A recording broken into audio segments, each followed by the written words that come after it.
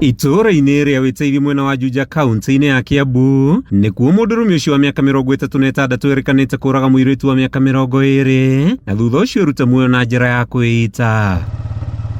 Kũringana na mũnini wa County Commissioner gĩcigo-inĩ kĩa Juja Daniel Ndege, borithi nĩ mahotire kuona ndũmĩrĩri ya mumu ĩrĩa ĩtigirwo nĩ mwĩkũĩrwo ĩrĩa ĩgũtarĩirie nĩwe ũgerire ngero ĩyo na ĩgathiĩ na mbere na gwatha maabitha ũthuthuria kũmenyithia nyina onake nĩ erutire muoyo. Kuna mwanafunzi msichana wa miaka 20 ambaye alinyongwa na rafiki yake. Hatujui kama ni rafiki, lakini yule walikuwa naye ni kijana wa miaka 36.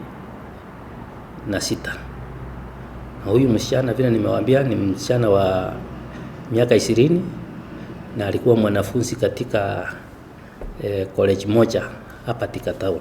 Kũrekwĩrwo mũndũrũme ũcio na mũirĩtu mararĩ na ndũgũ ya kĩwendo, gũgĩkwĩrwo ngarari cia kĩwendo nĩ cicũngĩrĩirie ngero ĩno. Msichana aliweza kunyongwa na huyo jamaa wa miaka 36, na huyo ambaye alifanya hii kitendo aliandika suicide note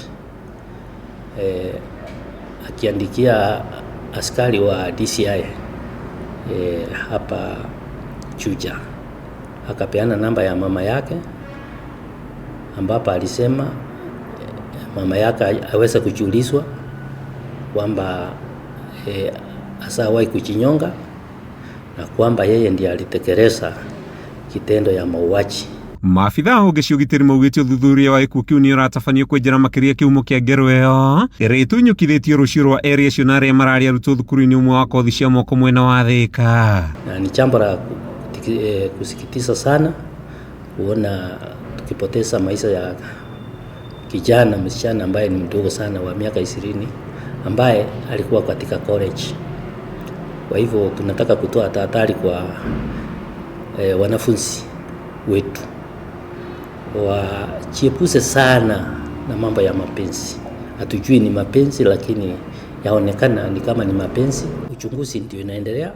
Handũ-inĩ ha Kameme TV, rĩtwa rĩakwa nĩ Matthew Ndung'u wa Mbugua.